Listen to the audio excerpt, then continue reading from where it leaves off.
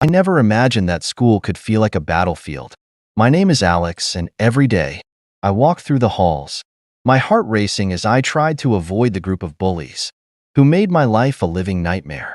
They thrived on fear, and I was their favorite target. I remember the day they cornered me in the hallway, taunting and pushing me around while everyone else stood by, too afraid to intervene.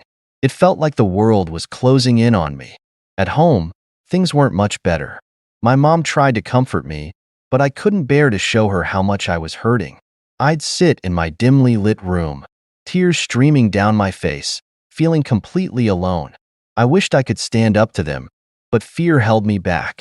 It wasn't until one chaotic day in the cafeteria, where I snapped after being pushed too far, that everything changed.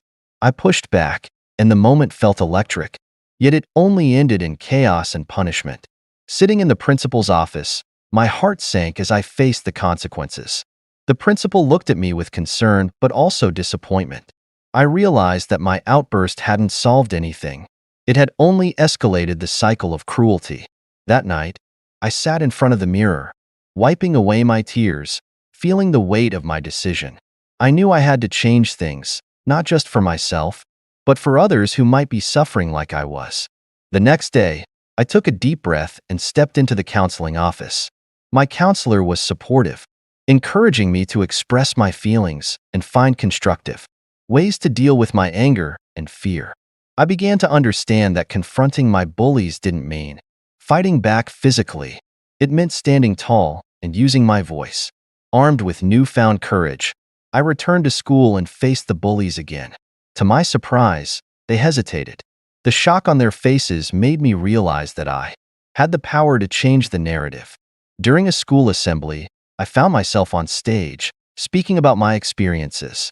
I shared my story, and to my amazement, many students listened intently, even some of the bullies.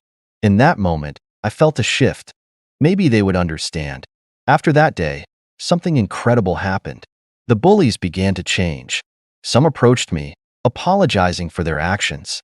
We started an anti-bullying club together, promoting kindness and understanding in our school. It was a remarkable transformation. Now, as I sit in our club meetings surrounded by new friends, I realize that my struggle was not in vain. We're creating a ripple effect of kindness and compassion, proving that cruelty can be replaced with support.